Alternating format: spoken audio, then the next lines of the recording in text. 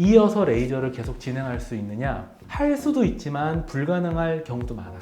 그거를 무리해서 또 스마일을 하게 되면 오히려 정확도가 떨어지고 더 예기치 못한 합병증이 올 수 있기 때문에, 자, 근데 그런 일을 방지하기 위한 특별한 수술 방법이 있어요.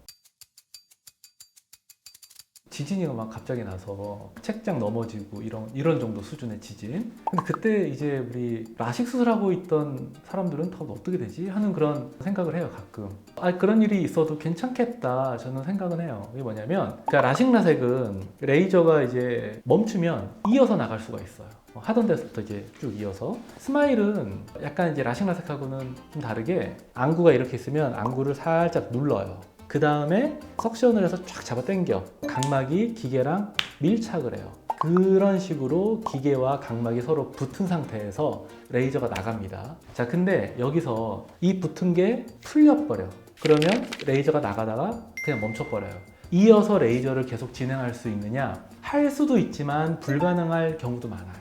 기본적인 시력을 교정하기 위한 이제 레이저가 다 나가고, 나머지 이제 마무리하는 단계에서는 중간에 풀리면 그냥 계속 이어서 하면 돼요. 자, 근데 이어서 할 수가 없는 단계가 있어요. 그거를 무리해서 또 스마일을 하게 되면 오히려 정확도가 떨어지고 더 예기치 못한 합병증이 올 수 있기 때문에, 그때는 그냥 라섹 수술을 하면, 그러니까 우리가 목표했던 이제 시력으로 올라가는 거죠. 근데 그 대신 스마일을 못 하는 거죠. 시축이라고 하는 게 있어요. 내 망막 그 중심부하고 실제 사물을 이렇게 했을 때 연결된 선, 이게 내가 바라보는 시축인데, 실제 각막은 시축가 이렇게 정렬이 딱 돼 있는 게 아니라, 나의 시축이라고 하는 거는 각막의 중심부도 아니고 동공의 중심부도 아니고 엇비슷하지만 서로 다릅니다. 이게 이제 우리가 수술을 하는 의사가 동공의 중심에 기계를 딱 놓는 경우가 있거든요. 나의 시축은 다른 곳에 있는데, 그러면 불빛이 내가 느끼기에 가운데 있는 게 아니라 여기 이쯤에 있어, 어딘가에. 의사가 약간 삐딱하게 이제 기계를 넣은 거예요. 그러면 환자 입장에서는 그거를 보려고 이제 눈을 막 돌려. 근데 기계가 눈을 딱 붙잡고 있기 때문에 안 돌아가요. 우리 또 환자 입장에서는 갑자기 긴장되면서 나 저거 봐야 되는데 하면서 힘껏 고개를 돌리거나, 그러면 레이저가 한참 나가다가 풀립니다. 그래서 석션 로스라고 그래요. 이거를 석션 로스.